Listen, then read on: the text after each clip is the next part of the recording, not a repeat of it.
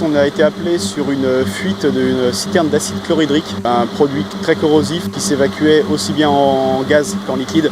Donc on a été appelé pour intervenir à la fois sur la citerne et aussi pour voir tout ce qu'il y avait comme risque au niveau des fuites. Donc voilà, donc là on a commencé par une reconnaissance.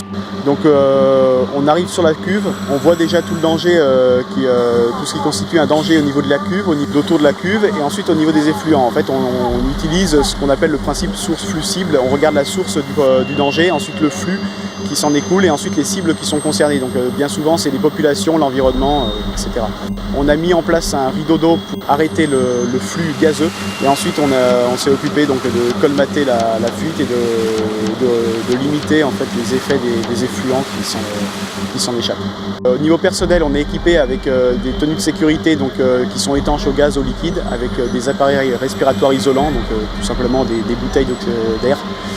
Ensuite, au niveau du matériel, on utilise des coussins de colmatage, des pinoches gonflables qu'on met dans les trous pour les boucher. Et au niveau des égouts, surtout des couvre-égouts pour éviter que l'acide ne s'écoule à l'intérieur. Pour une intervention comme ça, c'est peut-être plus facile d'appeler la sécurité civile, on est plus disponible et on a plus de matériel à mettre en place d'un seul coup.